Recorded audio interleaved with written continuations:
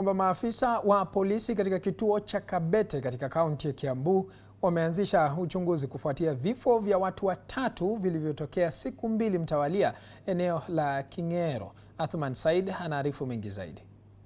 Kufuatia vifo vya watu watatu vilivyotokea eneo la King'ero, maafisa wa usalama wa Kabete wameanzisha uchunguzi ili kubaini nini haswa chanzo cha vifo hivyo ambavyo vimewaacha wakazi vinywa wazi. Uzi wa kwanza juu kama jana tena tumechukua mwingine pale ambaye tumekuta amekufa hapo kwa farada, hata hajulikani what is going on, hata tunastuka sana.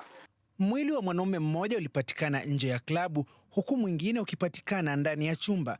Kadhalika mwanamke mmoja pia alipatikana amefariki ndani ya chumba chake, ikijumuisha idadi ya vifo vitatu ndani ya siku mbili.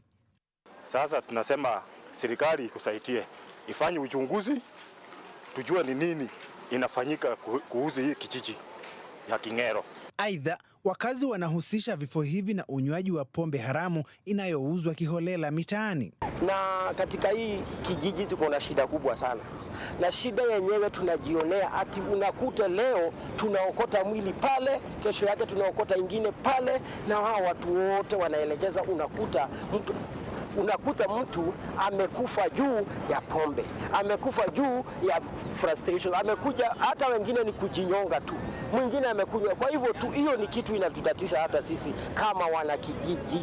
Kwa sasa mili hiyo imepelekwa katika makafani ya hospitali ya Kikuyu huku operesheni ya pombe haramu ikianzishwa.